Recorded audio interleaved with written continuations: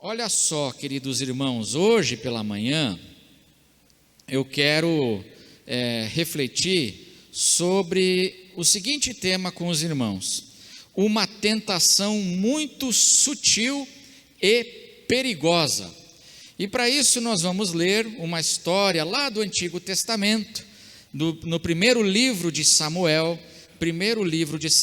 no capítulo 25, e vou pedir para você aí na sua casa, então, acompanhando na tela, vai aparecer o texto, mas também acompanhar aí na sua Bíblia e deixar a sua Bíblia aberta. Nós vamos ler alguns versículos nesse capítulo 25 e vamos meditar nele, nessa história que aconteceu com Davi. Davi ainda não era o rei de Israel, mas já tinha sido ungido como rei. O rei era Saul nesse momento, e aconteceu com Davi, Nabal e Abigail.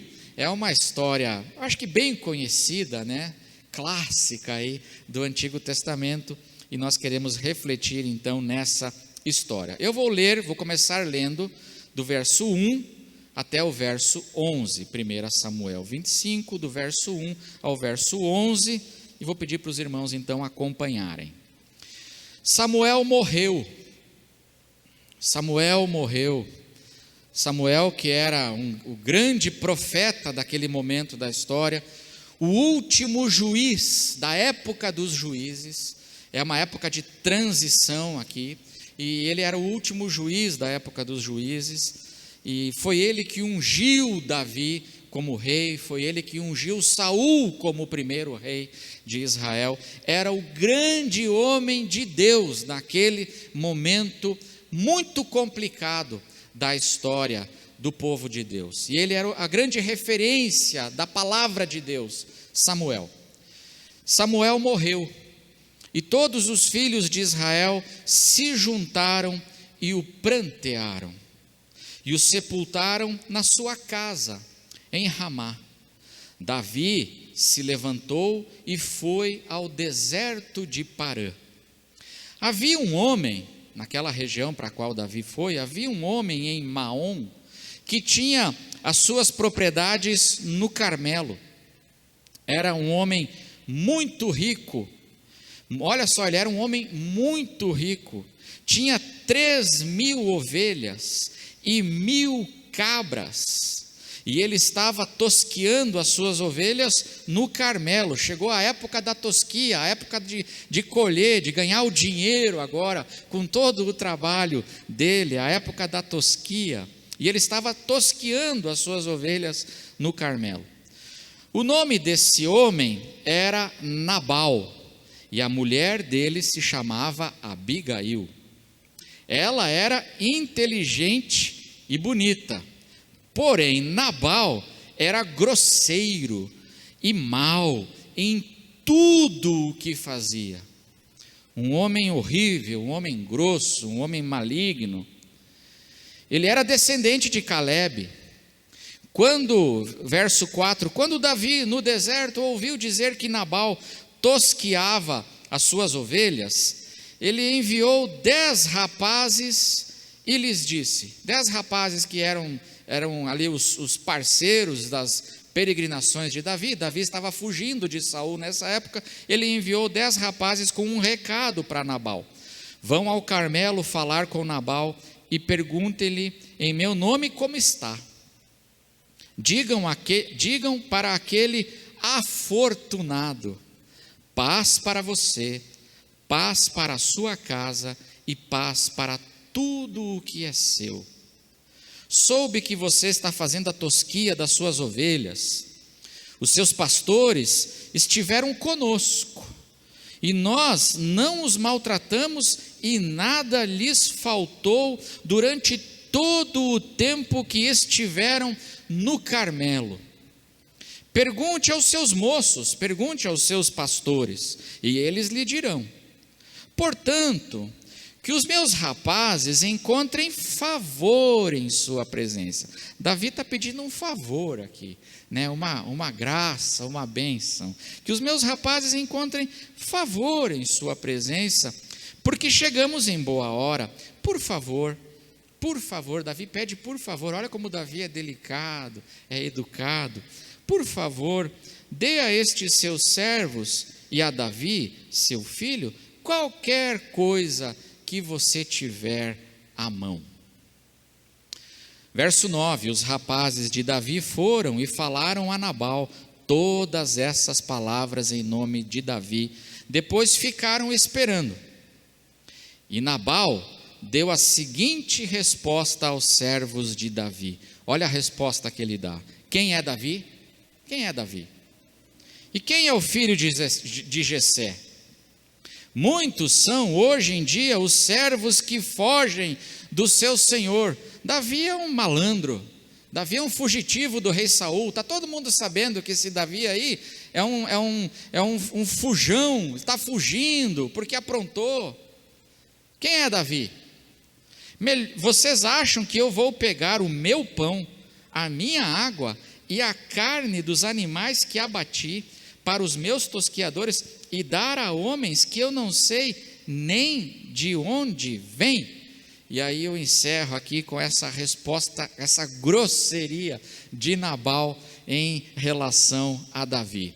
E vamos conversar um pouquinho então nesse texto, sobre uma tentação que é muito sutil e muito perigosa, que ela acontece com Davi, e eu tenho certeza que também acontece, é um perigo para cada um de nós hoje em dia. Seus irmãos aqui, não sei se todo mundo conhece, mas muitos lembram dessa história, né, que nós acabamos de ler. E Davi, ele estava fugindo de Saul, já havia alguns anos, do rei Saul. O rei Saul, ele perseguia Davi por paranoia, ele colocou na cabeça que Davi era contra ele, e ele, paranoico, começou a perseguir Davi, e Davi fugia do rei Saul.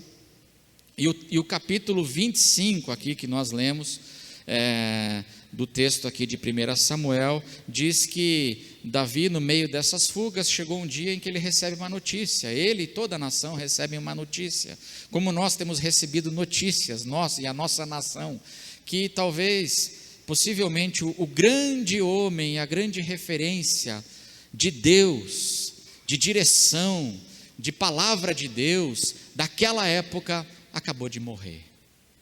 Ele acabou de morrer, Samuel. Davi então se retira. Davi não pode ir no enterro, porque se ele for no enterro, Saul pega ele. Ele está fugindo de Saul. Davi se retira para a região onde ele sempre procurava estar ali, para se desviar dos ataques de Saul. E ele chega ali então, naquela região do Carmelo, e ali, Davi com os seus homens, eles sempre circulavam por ali. Havia esse homem que era riquíssimo, chamado Nabal, e os servos desse Nabal, eles cuidavam, os pastores cuidavam então daqueles imensos rebanhos naquela região. E Davi e os homens de Davi, sem nenhum contrato, não havia um contrato estabelecido entre eles, mas Davi sempre estava por ali, ele e os seus homens, e eles protegeram os bens e os rebanhos de Nabal, porque naquela época era muito comum ter muitos ladrões, salteadores, além de bichos, de animais selvagens, de predadores. Haviam muitos bandos, tanto dentro de Israel como fora, de estrangeiros, bandos de salteadores e ladrões, que eles iam contra os pastores e os seus rebanhos, e roubavam, e maltratavam, violentavam e até matavam essas pessoas. E Davi e os seus homens, que eram pelo menos ali uns 400 homens armados, né? Para não dizer mais, Davi e o seu pequeno exército, eles protegeram esses homens. A palavra de Deus diz aqui no capítulo 25, que Davi foi como uma muralha em volta, Davi e os seus homens como uma muralha em volta dos rebanhos de Nabal. Não havia contrato nenhum, mas Davi fez essa proteção por conta própria. E aí quando chegou, o texto que nós demos, chegou a época agora da tosquia, e Nabal, diz o texto, que ele ia dar uma grande festa. naquela noite, naquele dia, né? E chegou então ali a época da tosquia, de colher os frutos de tanto trabalho. Davi fica sabendo e manda um recado, manda 10 rapazes. Davi não queria muita coisa, porque 10 rapazes não era muita coisa que Davi pediu só um gesto ali de solidariedade, uma gentileza, né, do Nabal, pelo cuidado que ele e os homens dele tinham oferecido aos pastores de Nabal. Então Davi pede um favor, Davi pede essa gentileza. E o que ele recebe em troca?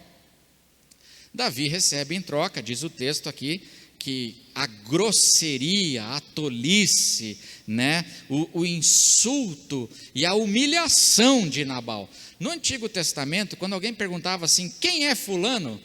Isso é uma ofensa. Nas páginas do Antigo Testamento, o sujeito está humilhando o outro. Ele fala assim, quem é esse sujeito aí? Esse sujeito não é nada, isso é pior que um cachorro. Então, fica fugindo, está todo mundo sabendo aí que Saul está atrás dele, esse sujeito não presta.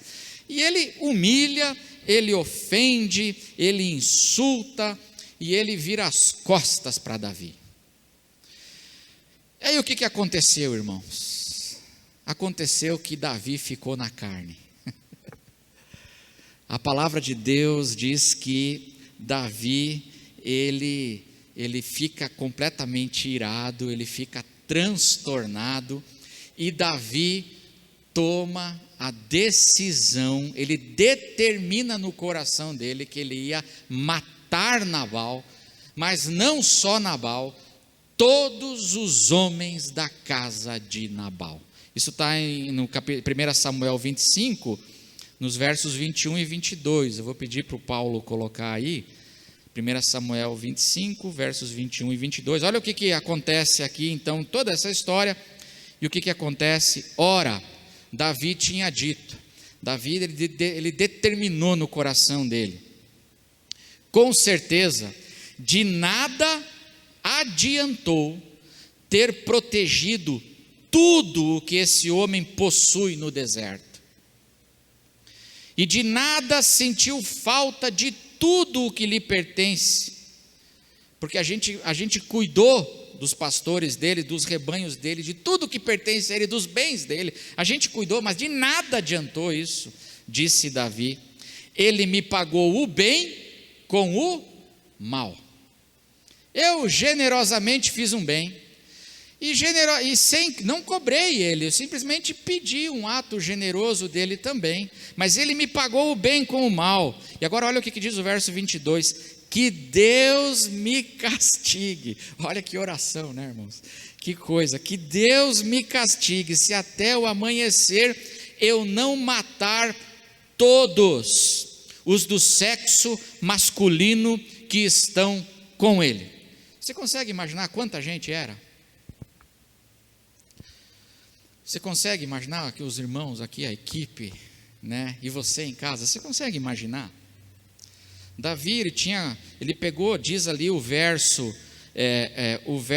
13, 1 Samuel 25, 13, então Davi disse aos seus homens que cada um cinja a sua espada, e cada um cingiu a sua espada, e também Davi cingiu a sua, cerca de 400 homens armados, uma milícia daquelas que tem lá no Rio de Janeiro, assim, né?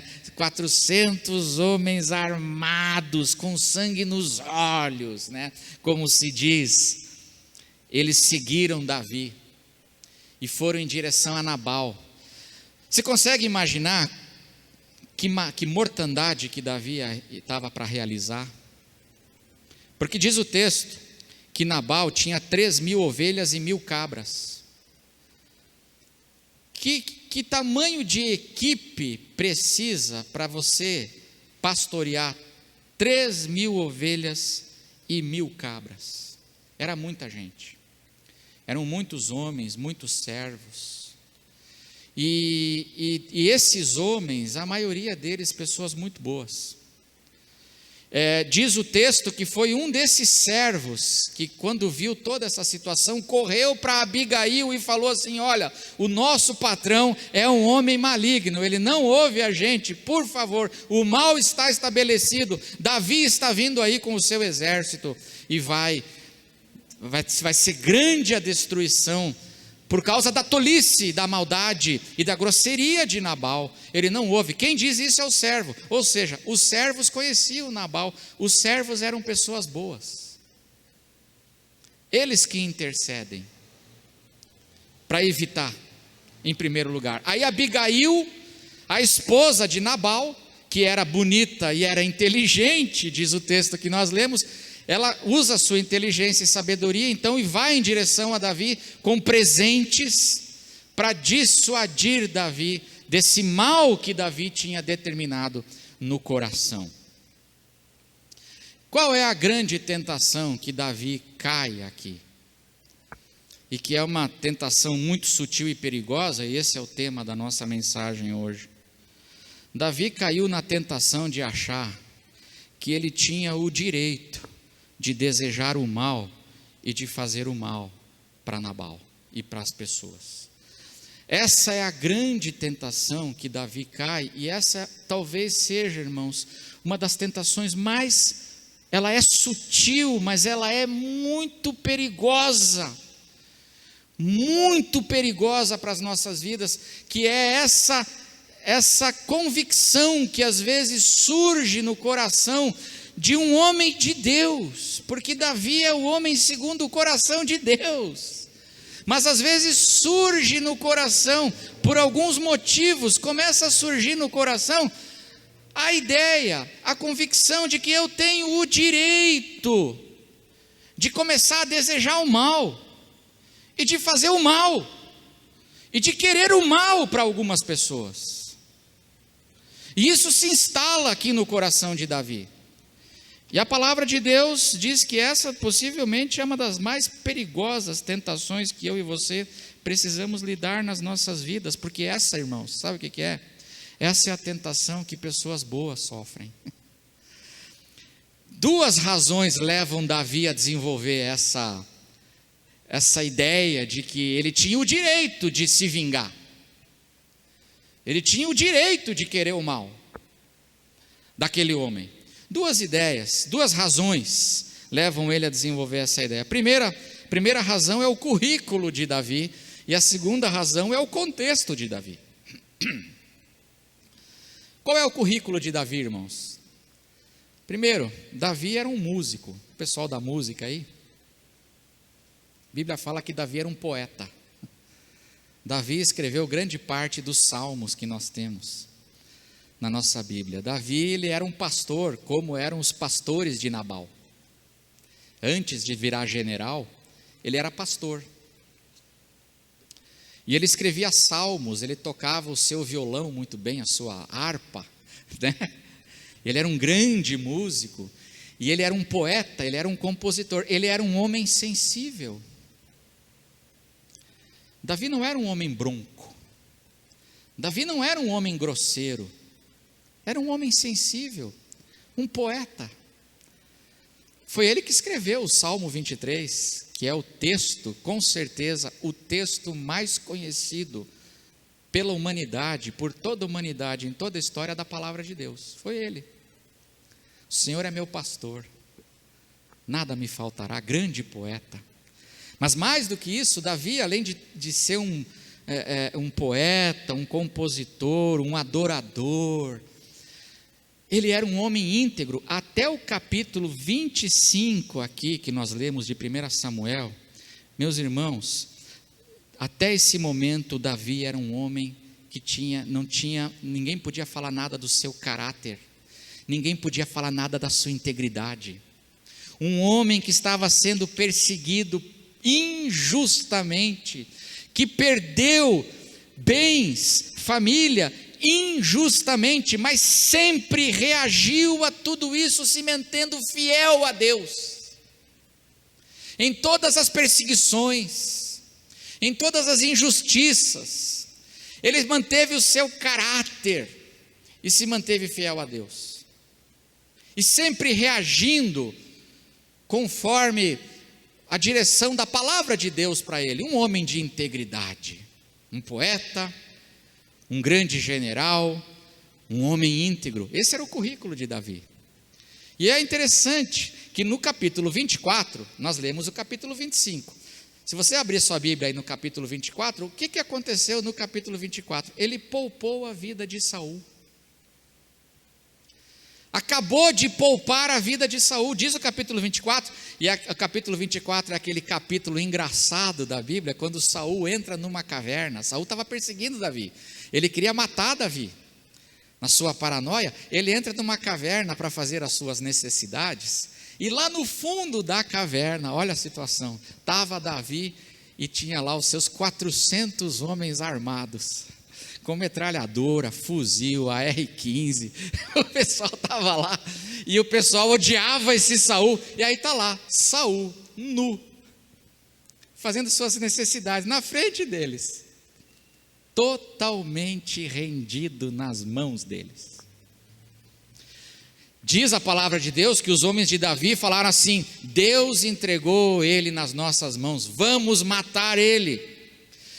Davi, você tem agora a chance de resolver o seu problema fazendo uma pequena maldade pelas costas, mas você elimina todos os seus problemas, você acaba a perseguição aqui, porque Deus entregou nas suas mãos esse homem. O que Davi responde? Eu não vou tocar no ungido do Senhor, porque foi Deus que colocou ele, é Deus que tem que tirar. Eu não vou contra a vontade do Senhor. E a palavra de Deus diz que Davi poupou a vida de Saul. Davi teve misericórdia de Saul e ele agiu com integridade. Isso um capítulo antes. Por que agora, no capítulo 25, ele resolve então matar todo mundo, Nabal, e fazer aquela loucura que ele tinha determinado no coração de fazer? Não é interessante? Num capítulo ele age com integridade, com caráter. No capítulo seguinte, Davi surta. Porque além desse currículo dele, tinha uma outra coisa, tinha o contexto agora imediato de Davi. O que o capítulo 25, qual é a primeira palavra do capítulo 25? 1 Samuel 25, 1. Olha o que diz a palavra de Deus.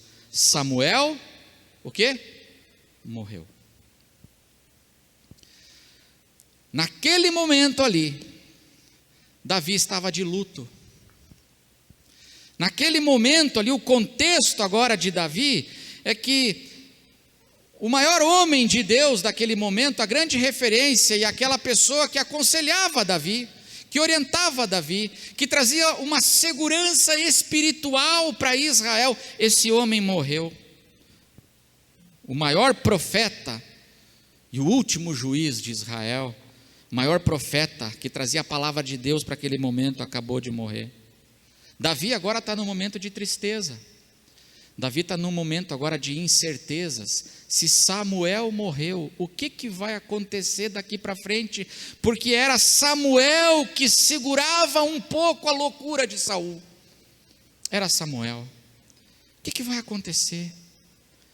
E Davi está nesse momento agora de tristeza, de luto, e nesse momento, ele que foi generoso com Nabal, e cuidou dos bens de Nabal generosamente, e agora ele pede também um ato então de bom senso de Nabal, o mínimo que Nabal podia fazer, um homem que tinha tanto gado, tanta coisa, dá ali um presente para Davi de generosidade também, isso seria o mínimo, mas Davi leva de Nabal essa grosseria nesse contexto, e aí ele explode,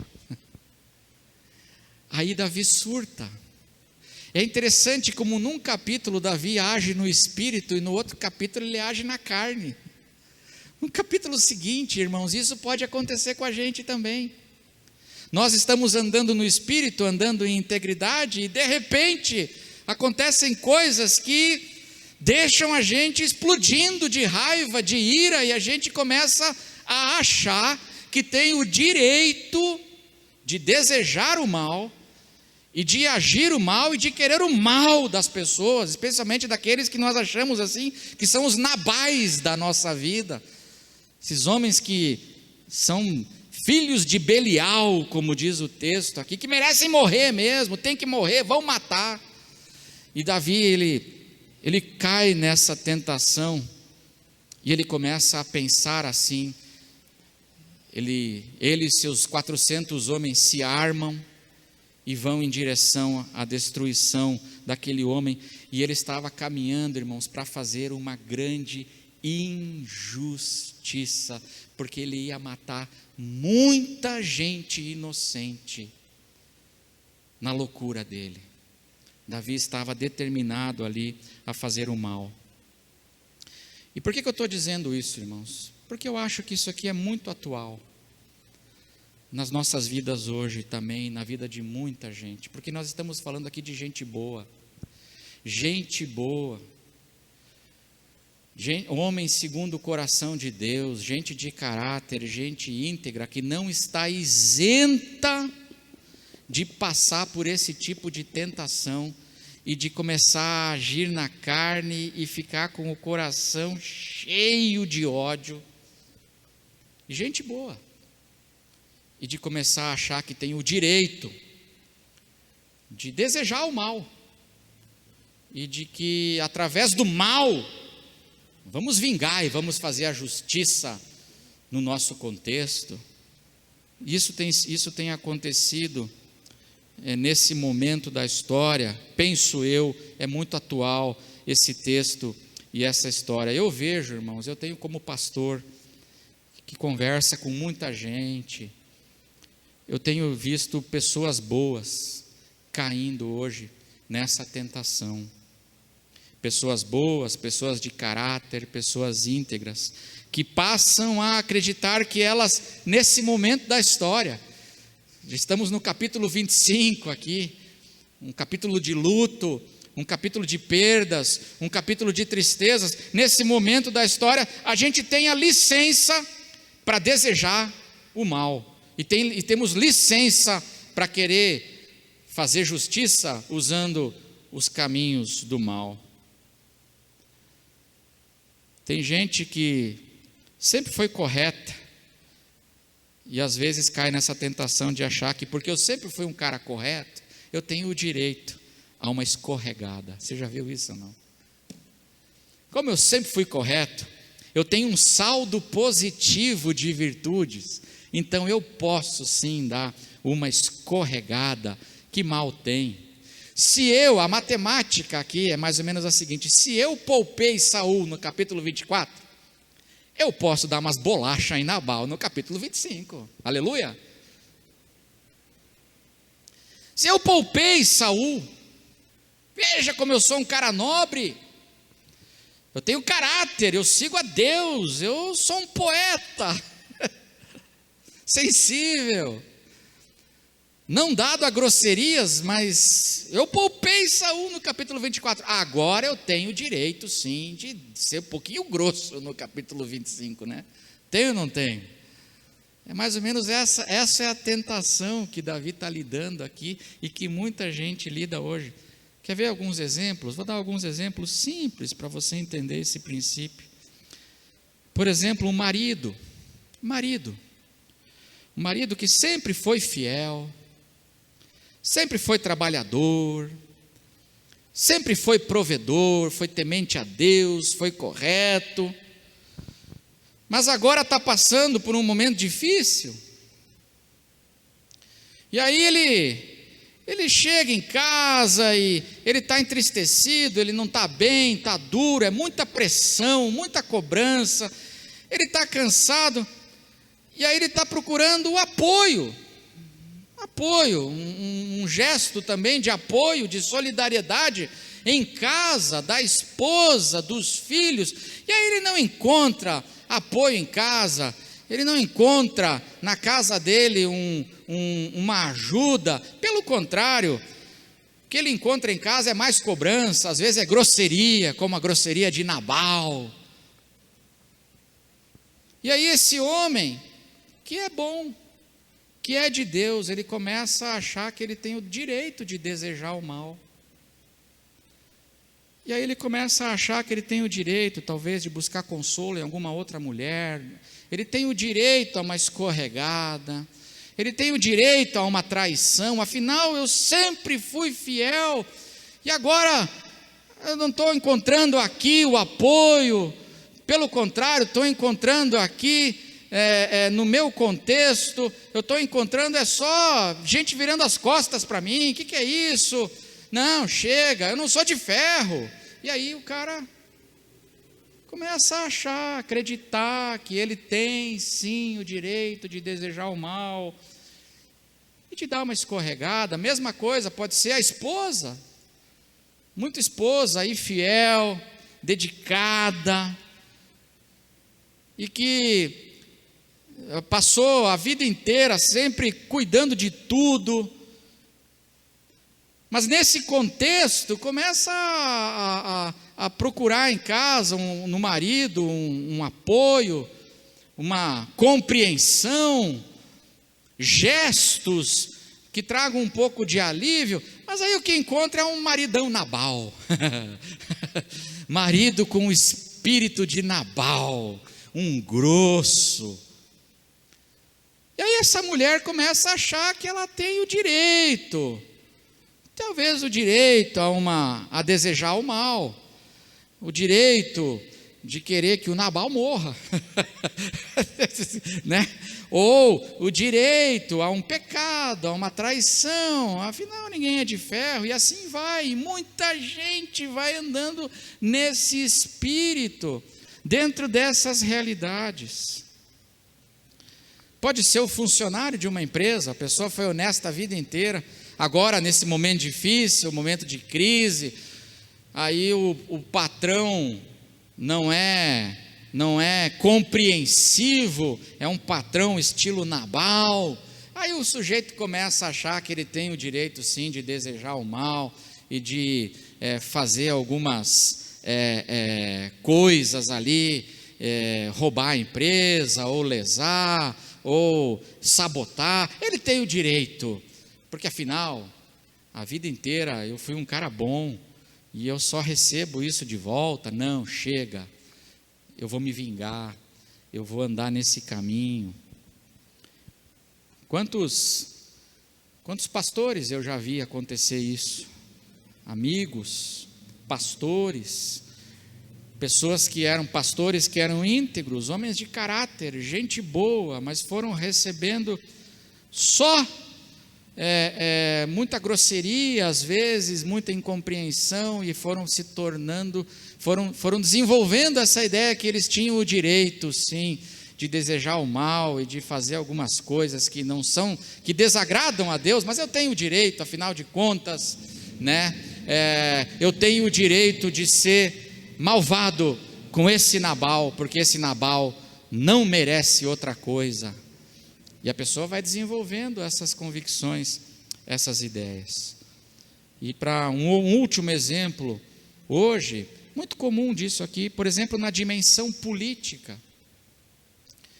A dimensão política hoje, quantas pessoas boas, cidadãos brasileiros, gente boa, gente íntegra, gente honesta, mas que foi se amargurando, e sempre se mantiveram honestos, mas diante aí de tantos Nabais na nação, e em momentos aí de luto, de perdas, vão recebendo aí desses Nabais, essas injustiças, e aí a pessoa, muita gente que é boa, eu conheço muita gente boa, mas que começa a desenvolver no coração essa ideia que a gente tem o direito de odiar, a gente tem o direito de querer fazer justiça nesse país usando o caminho do mal, e desejando guerra.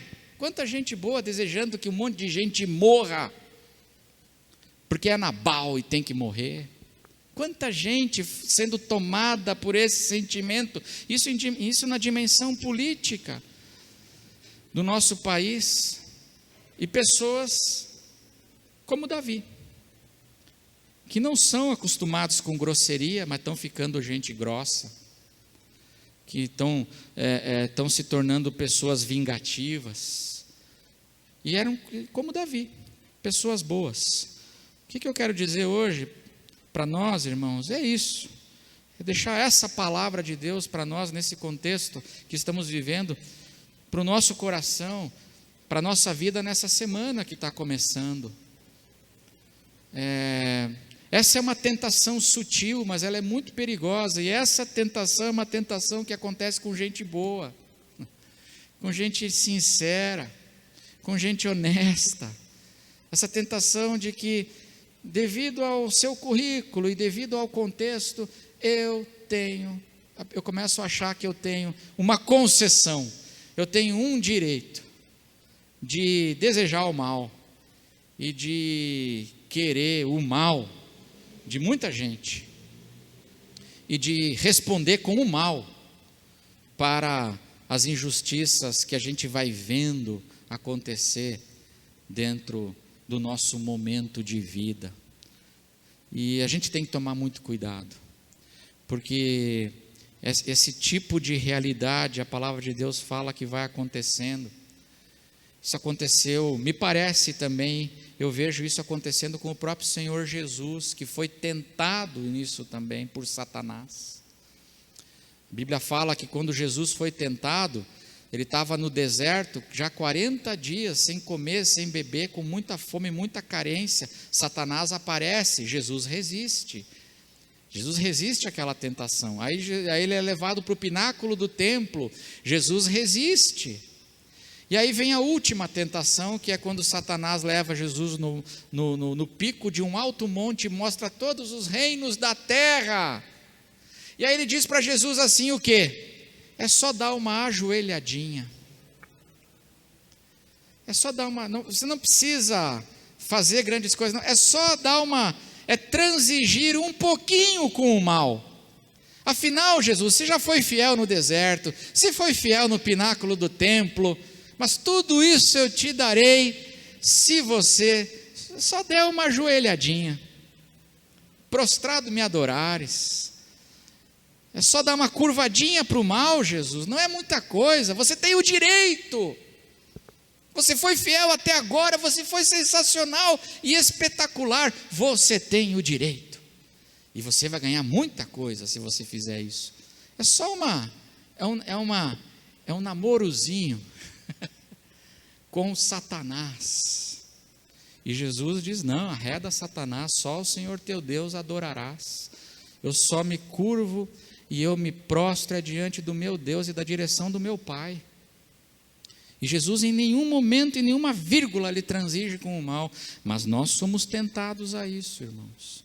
Como Davi foi tentado aqui. Davi, um homem tão íntegro, um homem tão bom. Aqui no capítulo 25, a conjuntura toda fez ele achar que ele tinha o direito de desejar o mal e de fazer o mal para aquele homem. E nisso aí, ele começou a agir de um modo insano, e ele estava caminhando para fazer uma imensa injustiça. Deus manda Abigail em direção a Davi. Davi reconhece que Deus mandou ela para livrar ele desse mal, e Davi abandona. Graças a Deus aqui Davi abandona. A grande pergunta é, nós temos o direito, irmão? Será que a gente tem o direito? O direito o direito para dar uma escorregada, a gente tem esse direito. Afinal, né, a Covid, está tudo tão difícil, eu tenho o direito. Não temos. O que a palavra de Deus ensina, irmãos, é que nós não temos esse direito. Nós não temos esse direito. O direito de a gente começar a desejar o mal e querer responder a vida com o mal, a gente não tem esse direito. Por mais difícil que esteja a situação, por mais injusta que esteja a situação, a palavra de Deus, o mandamento para a gente é perseverem até o fim, porque aquele que perseverar até o fim será salvo. A palavra de Deus para nós é que a gente não tem o direito. porque o que a palavra de Deus diz é que eu e você, nós sempre teremos que lidar com as consequências das nossas escolhas. Se eu achar que eu tenho o direito de começar a viver, desejar o mal nesse momento e fazer o mal, porque a vida está difícil, porque está tudo complicado, porque eu estou sendo alvo de tanta maldade, injustiça, incompreensão, eu tenho o direito, você vai ter que lidar com as consequências, é o que a palavra de Deus ensina. Davi foi livre aqui, mas a tentação não termina. Ele venceu a tentação aqui em 1 Samuel 25, mas essa mesma tentação volta para ele. E no segundo livro de Samuel, no capítulo 11, a famosa história de Davi com Batseba. E é o mesmo contexto, a mesma ideia por trás. Davi, ele começa a achar que ele tinha o direito a possuir aquela mulher. Afinal, eu sou o rei. Olhem para tudo que eu fiz. Olhem para todo o bem que eu realizei. Ele era o rei, ele uniu o país. Nunca Israel foi tão próspero e expansivo quanto no reinado dele. Tudo maravilhoso. Olhem para tudo que eu fiz. Eu tenho o direito de cometer esse deslize. Ela está ali, tomando banho de sol na varanda. O marido está na guerra. Eu tenho o direito. Tem? Tinha o direito? Não tinha. Quando a gente se dá uma ajoelhadinha para o diabo, irmãos, a coisa começa a virar uma bola de neve. Porque a grande ilusão é que a gente acha que a gente controla o pecado. Você não controla o pecado. Você não controla as variáveis do pecado. Você não controla as consequências do pecado. E Davi, ele acha, ele vai, e a tentação volta, e lá ele cai com Batseba. E aquilo vira uma bola de neve na vida dele. Ela engravida, e agora ela está grávida. E agora a gente tem que dar um jeito para esconder isso daqui, esconder isso aqui da imprensa, esconder isso aqui dos youtubers, tem que esconder isso aqui de todo mundo, porque isso aqui é escândalo, isso vai acabar com o meu governo, isso vai acabar com o meu reinado.